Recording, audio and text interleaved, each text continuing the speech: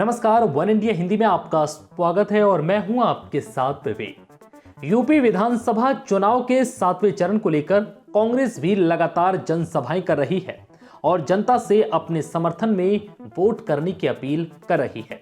इस दौरान प्रियंका गांधी ने सोनभद्र में एक जनसभा को संबोधित किया और बीजेपी पर हमला बोला। प्रियंका ने महंगाई, बेरोजगारी, हिंदू मुस्लिम वाली सियासत को लेकर भी सरकार पर निशाना साधा और कहा कि हम यूपी में विकास की राजनीति करना चाहते हैं। ये साजिश है कि इस देश की जनता, प्रदेश की जनता गरीब रहे। जब तक गरीब रहेगी तब तक हम इनको गुमराह कर सकते हैं। ये सोचते हैं कि हर चुनाव में जब हमें धर्म की बात करनी ही है, जब हमें जाति की बात करनी ही है और उसी पे हमें वोट मिल रहा है तो हमें काम करने की क्या जरूरत है। ये आदत डाल दी है आपने। अब दशकों से आपके प्रदेश में ये सिलसिला चल रहा है कि धर्म की बात होती है, आप वोट दे देते हो। जाति की बात होती है, आप वोट दे देते हो। नेता सत्ता में है, राज कर रहा है, आपको गुलाम बना दिया है। वो तो आपका काम करना ही नहीं चाहता। ये तो प्रधानमंत्री जी तो मंच पे खड़े होकर कहते हैं कि मुझे तो मालूम ही नहीं था कि ये समस्या है छुट्टे जानवर की।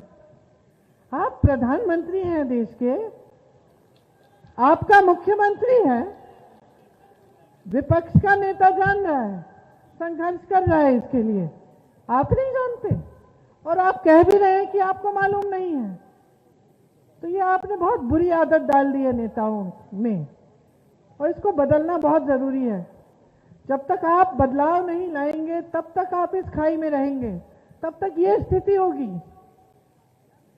कि कोई आपके गांव में, आपके शहर में विकास नहीं करेगा।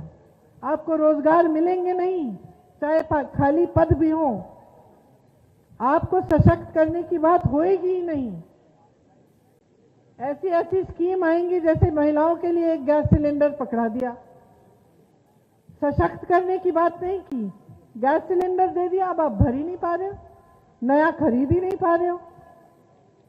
और उस गैस सिलेंडर से, उस राशन के बोरे से क्या आपका भविष्य बन जाएगा?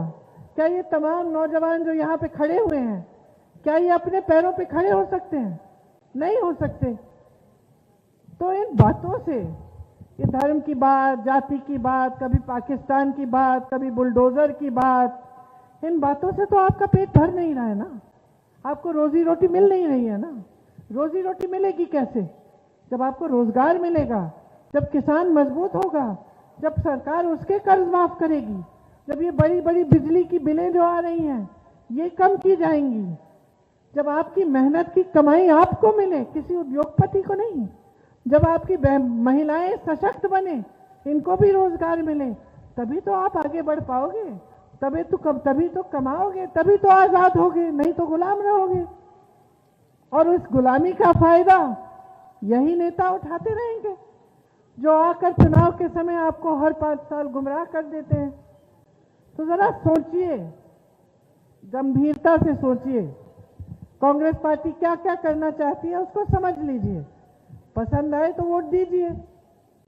हमने पहले भी करके दिखाया है। किसानों के कर्ज माफ किए 72,000 करोड़ रुपए के।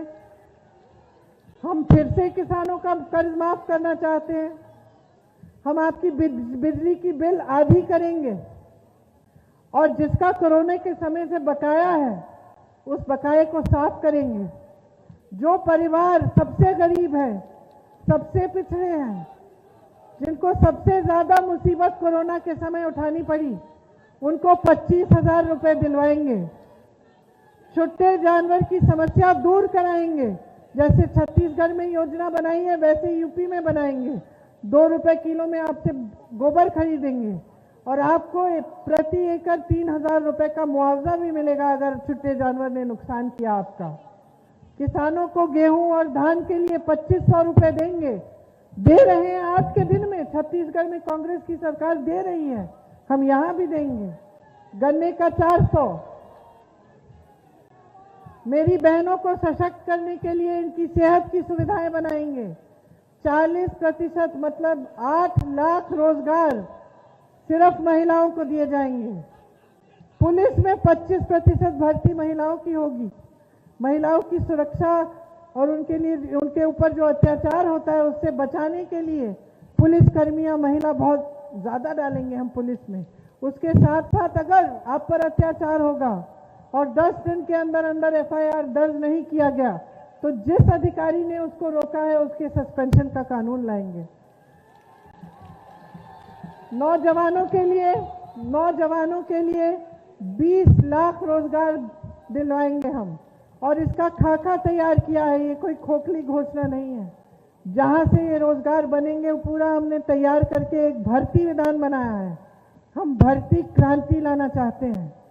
हम चाहते हैं कि जल्द से जल्द ज्यादा से ज्यादा रोजगार बने।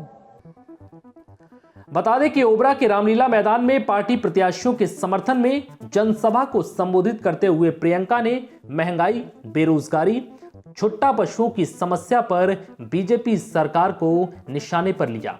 प्रियंका ने कहा कि सरकारी विभागों में 12 लाख पद खाली हैं। 5 साल तक इन्होंने ये पद नहीं भर पाए, मगर अब चुनाव आने पर रोजगार की बात कर रहे हैं। फिलहाल इस वीडियो में इतना ही। नमस्कार।